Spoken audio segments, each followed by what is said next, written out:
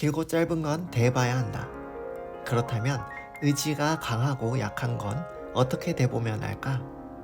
아니, 그보다 앞서 진정한 강함은 과연 무엇일까?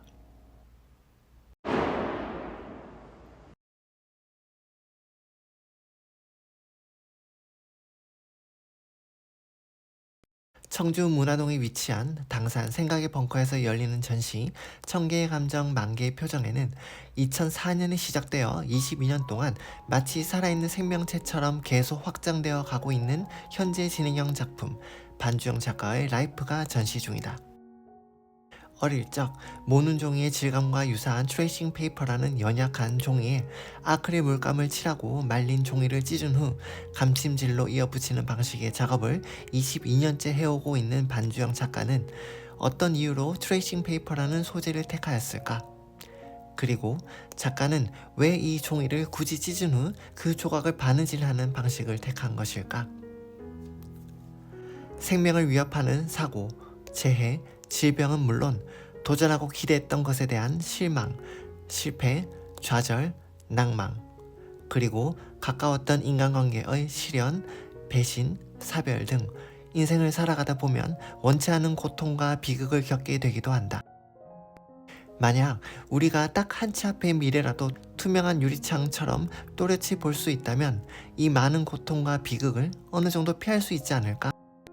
하지만 우리 모두는 이 반투명한 트레이싱 페이퍼처럼 보일 듯 말 듯한 불확실한 인생을 살아간다.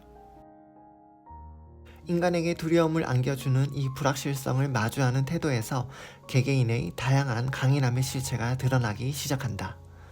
누군가는 이 불확실성을 완벽하게 통제하기 위해 최선을 다할 것이고, 누군가는 이 불확실성을 그저 삶의 일부로 받아들이고 초연해지려 할 것이다. 누구의 태도가 더 강한 것일까?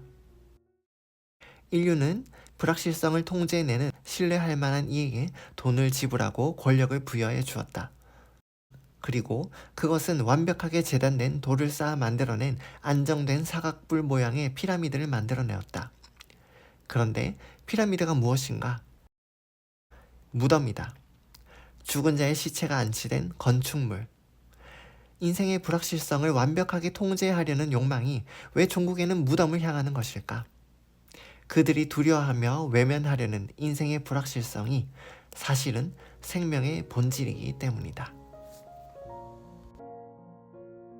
종이를 두 손으로 찢었을 때 그 모양을 누가 완벽히 예측할 수 있겠는가? 그 찢는 순간의 맥박과 심장 박동, 정치 경제 소식들로 출렁이는 마음, 날씨, 그리고 심지어 별들의 운행까지 그 모든 것이 종이가 찢겨진 모양의 결과에 영향을 미친다. 그러기에 찢는 행위는 불확실성을 함축하며, 이렇게 찢긴 종이는 경우에 따라 인생의 불확실성이 핥힌 트라우마의 증거가 될 수도 있다. 그런데 반주영 작가는 두려움을 주는 불확실성을 통제할 수 있는 정확히 재단된 종이를 쓰지 않고 오히려 의도적으로 연약한 종이를 스스로 찢어 인생과 생명의 본질일 수밖에 없는 불확실성을 정면으로 마주하고, 이를 자신의 두 손에 쥔 운명의 붉은 실과 의지의 바늘로 다시 이어붙이는 방식으로 의연히 그 두려움을 극복해 나가며 불확실성이 핥힌 트라우마의 증거가 될 수도 있을 그 찢긴 종이를 오늘도 살아있는 자신의 붉은 생명의 증거로 재탄생시켰다. 이 땅에 불확실성이 두렵지 않은 사람이 누가 있겠는가? 하지만 두려움을 바탕으로 삶의 본질을 외면하고 환상을 추구해 나가는 사람이 있는 반면에, 두려움을 마주하고 이를 극복해 나가며 삶의 본질을 포용해 나가는 사람도 있다. 이렇듯 강함과 약함은 무언가의 두려움을 느끼느냐 안 느끼느냐의 차원이라기보다 그 두려움을 어떻게 다루는지의 차원일지도 모른다. 인생이 뜻대로 흘러가지 않을 수 있다는 것을 받아들이는 힘, 사랑이 배신과 실망으로 끝날 수 있다는 것을 받아들이는 힘, 순전한 믿음과 도전도 실패할 수 있다는 것을 받아들이는 힘, 언젠가 우리 모두가 죽을 수밖에 없다는 것을 받아들이는 힘, 이런 것들이 더 높은 차원의 강함이 아닐까? 그러기에 진정한 강함은 인생의 불확실성을 통제하는 힘이 아니라 인생의 불확실성을 인정하는 용기일지도 모른다. 그렇다면 연약한 종이를 찢는 이 진정한 강함은 어떻게 세상에 울림을 주는 강력한 힘을 가지게 되는 것일까? 반주영 작가는 작은 공예 작품에서 시작하여 22년 뒤 자신의 키의 몇 배가 되는 거대한 조형물을 만들어내었다.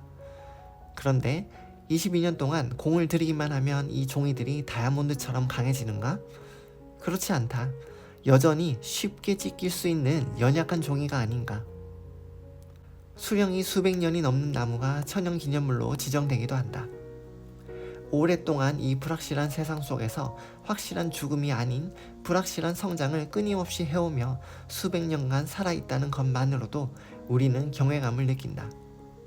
그런데 그 나무가 수백 년 전 처음 새싹을 틔우는 그 순간에도 그 강인함은 내재되어 있었을 것이다.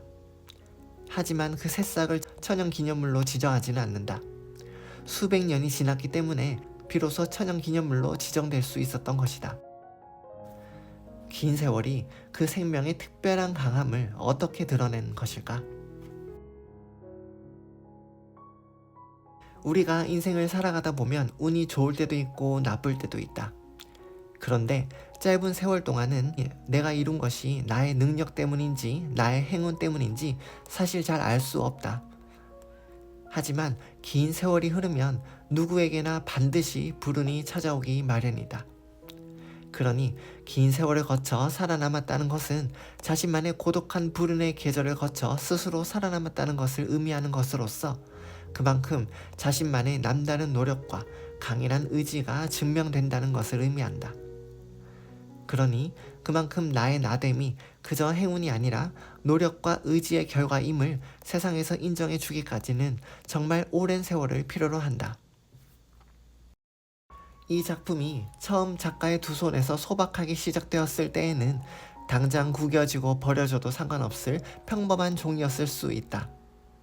하지만 22년이라는 긴 세월이 흐르는 중 어느 시점에 이르러 그 누구도 이 작품이 단지 가벼운 행운의 결과일 뿐이라고 말할 수 없는 작가의 강한 의지가 증명되는 시점에 도달한 것이다. 22년이라는 세월이라면 분명 행운의 파도를 탈 때도 있었고 불운의 쓰나미가 덮쳤을 때도 있었을 것이지 않겠는가. 하지만 작가는 이를 중단하지 않았다. 그리고 지금까지 찢음이라는 인생의 불확실성이 만들어내는 시련이 죽음의 계기가 되게 내버려 두지 않고 운명의 붉은 실과 의지의 바늘로 그 찢긴 부분을 감침질로 이어 붙여나가는 성장의 계기로 삼았기에 이 연약한 종이는 비로소 그 누구도 함부로 손대지 않는 예술의 신성을 획득했다. 그렇다. 길고 짧은 것은 대봐야 알고 강하고 약한 것은 긴 세월을 지나봐야 알게 되는 것이다. 그러니 온갖 시련 속에서도 무덤에 미혹되지 말고 불운을 원망하지 말고 나에게 주어진 이 소박하고 평범한 하루 속에서도 이미 내 손에 나의 운명의 붉은 실과 의지의 바늘이 주어졌음을 믿고 나만의 감침질로 이 하루하루들을 끊임없이 이어 붙여가는 것. 그렇게 삶의 불확실성과 싸우지 않고 이를 초연하게 받아들이며 살아가는 것만으로도 언젠가 나의 삶이 신성을 획득하게 될 것이라는 것을 나는 이제 믿는다.